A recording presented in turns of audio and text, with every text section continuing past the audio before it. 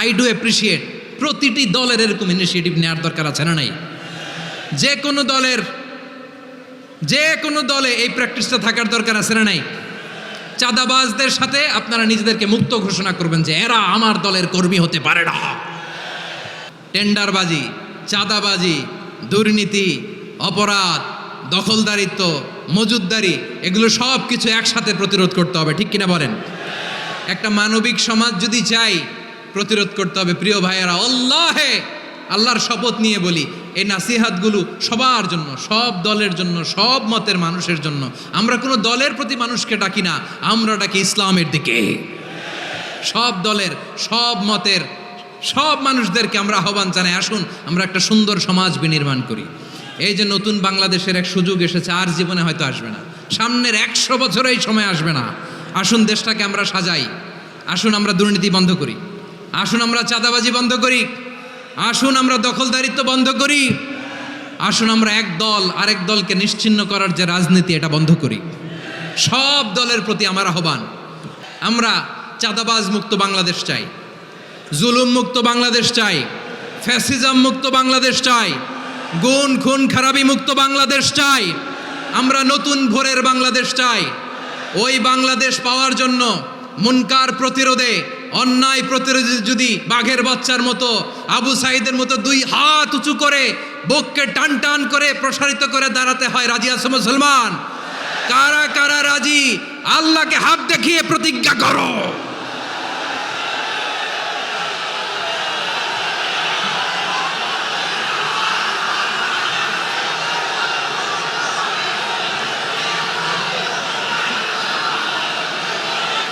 আমার প্রিয় ভাইয়েরা, বসুন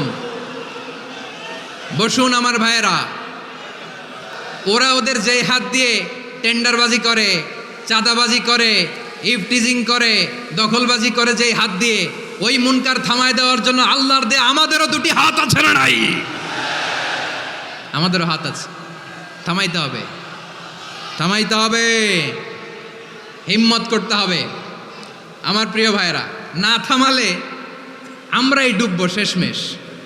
আমাদের বাঁচার জন্য হইলেও থামাইতে হবে। রব্বুল আলামিন বলেন, ওয়াত্তাকু ফিতনাতাল লা তুসিবান্নাল্লাযীনা যালামু মিনকুম খাসসা। ও আমার গোলামেরা, ওই আযাবকে ভয় করো যে আযাব যখন আমি জমিনের বুকে পাঠাই, শুধু জালেমদেরকেই মারি না, আলেমদেরকেও মারি। আযাব যখন আসে তখন শুধু জালিমই মরে না, আলেমও মরে। জানেন, মুসা আলাইহিস সালামের পায়ে একবার একটা লাল পোকা কামড় দিয়েছে, লাল পিঁপড়া। লাল পিঁপড়া কামড় দিলে খুব আরাম লাগে না? কি লাগে? হ্যাঁ, জলে না? লাল একটা পিঁপড়া কামড় দিছে, তো উনি রেগে মেগে পাশি দেখে লাল পিঁপড়ার বাসা, পা দিয়ে ডলে মুছে সবগুলো পিঁপড়া মেরে ফেলছে। এই ঘটনাটা আল্লাহ ঘটিয়েছেন এজন্য। মুসা আলাইহিস সালাম ছিলেন কালিমুল্লাহ, সরাসরি আল্লাহর সাথে কথা বলতেন। তিনি আল্লাহকে জিজ্ঞেস করেছিলেন, আল্লাহ তুমি যখন কোনো জনপদে আযাব পাঠাও, শাস্তি দাও, ওখানকার শুধু জালেমরাই তো মরে না, ভালো মানুষগুলাও মরে, তো আযাব দিবা মুশরিকদের উপর দিবা, অবাধ্যদের উপর দিবা, ভালো মানুষগুলারে মারো কেন?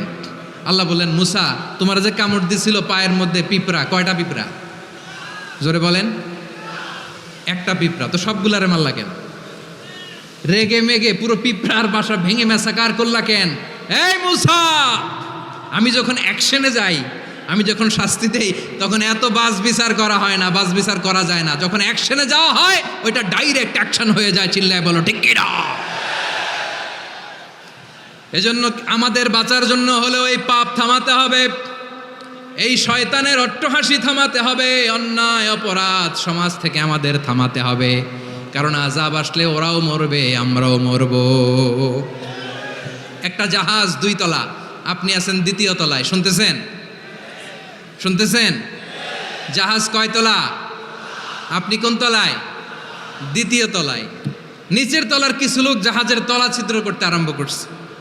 কি ছিদ্র করতেছে? আচ্ছা, জাহাজের তলা ছিদ্র করলে তলা দিয়ে কি ঢুকে?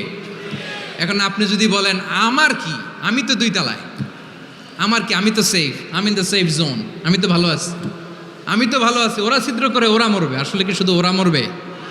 নাকি তলা ফুটো হলে ভিতরে পানি ঢুকলে আপনারও সলিল সমাধি হবে? তলা দিয়ে যখন পানি ঢুকবে, জাহাজ ঢুকলে আপনিও মরবেন। এজন্য নিজে মরার আগে ওই পাগলগুলোর নিচতলায় যে থামাতে হবে, চিল্লায় বলেন ঠিক কিনা? এজন্য আল্লাহ বললেন মুনকার প্রতিরোধের দায়িত্ব সমাজের টপ টু বটম সবার। পুরো আম্মার দায়িত্ব, সরকার প্রধানের দায়িত্ব, প্রতিটি ফ্যামিলির প্রধান বাবার দায়িত্ব, বিশ্বনবী বললেন প্রতিটি সচেতন মুসলিমের দায়িত্ব। এজন্য মুনকার প্রতিরোধ করার দরকার আছে না নাই? সমাজে এই যে ইফটিজিং হয়, আপনার বোনের বয়সী একটা মেয়েকে কিছু বকাটে টিটকারি করে, এই বলে সেই বলে, নোংরা কথা বলে, রাস্তায় দেখেও আপনি পাশ দিয়ে না দেখার মতো চলে যান কেন? আপনি দাঁড়ান না কেন? আপনি দাঁড়ালেই তো থেমে যাবে, কারণ সত্যের যে শক্তি তার সামনে মিথ্যা মুখ থুবড়ে পড়ে।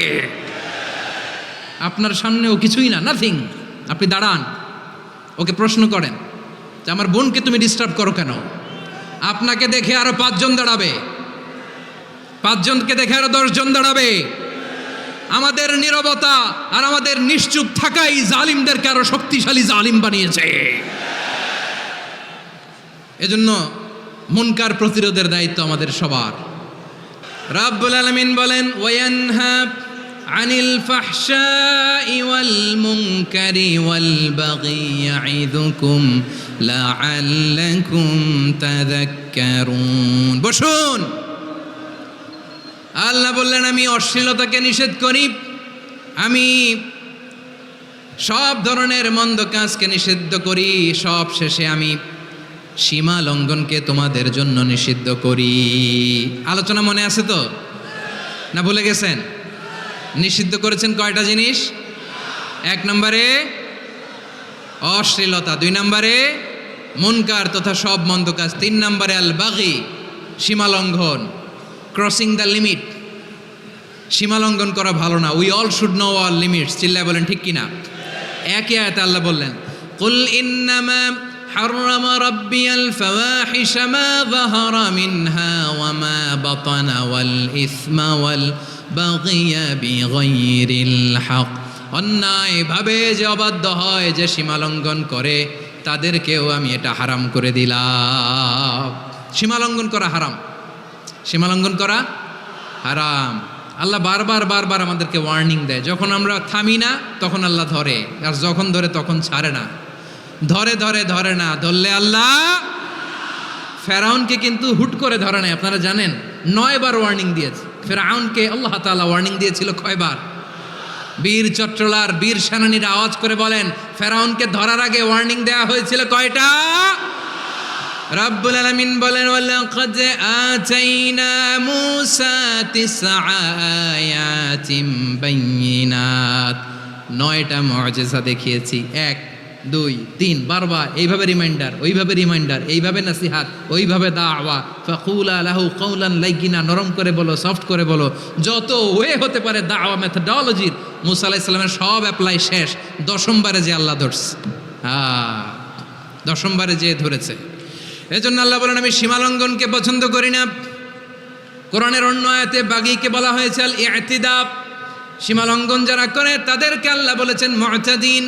وقاتلوا في سبيل الله الذين يقاتلونكم ولا تعتدوا إن الله لا يحب المعتدين। আমি সীমা লঙ্ঘনকারীদেরকে কোশ্চেনকালেও পছন্দ করি না। আমরা যেন সীমা লঙ্ঘন না করি, রাজি আছেন তো? যে কোনো ক্ষেত্রে ইবাদতে যেন সীমা লঙ্ঘন না করি। অনেকে আমরা ইবাদতে সীমালঙ্ঘন করে ফেলি। বিশ্বনবী সাল্লাল্লাহু আলাইহি ওয়াসাল্লাম যেটা শিখিয়েছেন এর বাইরে যে অতিরিক্ত বুজুর্গ হতে চায়, এরকম আছে না নাই? করা যাবে না, কোনো ক্ষেত্রেই সীমালঙ্ঘন করা যাবে, এমনকি যুদ্ধক্ষেত্রেও না। বিশ্বনবী সাল্লাল্লাহু আলাইহি ওয়াসাল্লাম বলেন খবরদার যুদ্ধক্ষেত্রেও সীমালঙ্ঘন করো না। কি সুন্দর ইসলাম আমরা পেয়েছি। বিশ্বনবী বলেন খবরদার যুদ্ধের ময়দানে কোনো নারীর গায়ে হাত তোলো না, কোনো শিশুর গায়ে হাত তোলো না, কোনো গবাদি পশু হত্যা করো না, কোনো শস্যক্ষেত্র ধ্বংস করো না, ইবাদতরত অন্য ধর্মের কোনো সন্ন্যাসীর গায়ে হাত তুলো না। বলেন সুবহানাল্লাহ। তাহলে আমরা সীমালঙ্ঘন করতে পারবো? প্রিয় ভাইয়েরা, একটা সুখী সমৃদ্ধ শান্তির সমাজ, মানবিক সমাজ যদি আমরা গঠন করতে চাই, আমাদের আল্লাহর দেয়া কয়টা আদেশ মানতে হবে বলেন দেখি? সবাই বলেন কয়টা? আর বেঁচে থাকতে হবে কয়টা জিনিস থেকে? আওয়াজ করে বলেন কয়টা? আচ্ছা, আদেশ নাম্বার 1 কি ছিল বলেন? আল্লাহর আদেশ কি? 1 নাম্বার আদাল, ন্যায়পরায়ণতা। আমরা সুবিচার, সুশাসন, ন্যায় বিচার চাই কি চাই না? 2 নম্বরে কি ছিল? মাশাআল্লাহ, আওয়াজ করে বলেন 2 নম্বরে কি ছিল? ইহসান, আমরা যেন সবার প্রতি দয়া পরবশ হই, ইহসান করি। 3 নম্বরে কি ছিল? নিকটাত্মীয়দের দান করা, তাদের অধিকার প্রাপ্য বুঝিয়ে দেওয়া। পাশাপাশি 3টা জিনিস থেকে আল্লাহ বারণ করেছেন, নিষেধ করেছেন। তার প্রথমটা ফাহশা, অশ্লীলতা। অশ্লীলতার সাথে আমাদের কোনো সম্পর্ক। আজকের এই ঐতিহাসিক চট্টগ্রামের প্যারেড ময়দান থেকে আমরা যত ধরনের মা তাহারা মিনহা মা বাতান, প্রকাশ্য অপ্রকাশ্য, দৃশ্যমান অদৃশ্যমান, সব অশ্লীলতা থেকে নিজেদেরকে মুক্ত ঘোষণা করলাম।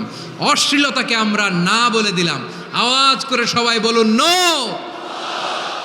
অশ্লীলতার সাথে আমাদের কোনো সম্পর্ক। 2 নম্বর নিষেধাজ্ঞা কি ছিল? আল মুনকার, সমাজের যত মন্দ কাজ এগুলোকে আমরা প্রতিরোধ করব। রাজি আছেন তো সবাই? 3 নম্বরে আল বাগি, সীমালঙ্ঘন। কোনো মুসলিম সীমালঙ্ঘন করে না, এমনকি যুদ্ধক্ষেত্রেও না। আওয়াজ করে বলেন ঠিক কিনা? রাব্বুল আলামিন শেষে বললেন ইয়াইদুকুম লাআল্লাকুম তাযাক্কারুন, আল্লাহ তোমাদেরকে উপদেশ দেন যাতে তোমরা শিক্ষা গ্রহণ করো। আমরা উপদেশ দেব, আমরা জোর করে কাউরে কিছু মানাতে চাই না। লা ইকরাহা ফিদ্দিন ওয়া যাক্কির ফাইন্না যিকরা তানফাউল মুমিনিন। উপদেশ দিলে এটা মুমিনদের কাজে দেয়। লাস্তা আলাইহিম বিমুসাইতির ইন্নামা আনতা মুযাক্কির। নবী হে, আপনি রিমাইন্ডার দাতা, আপনি উপদেশ দিবেন। আমরাও বিশ্বনবীর এই হাদিসগুলো থেকে, কোরআনের আয়াত থেকে রিমাইন্ডার, এই কথামালা, বাণীবাহক হিসেবে এই বাণীগুলো আপনাদের সাথে কাছে পৌঁছে দিলাম।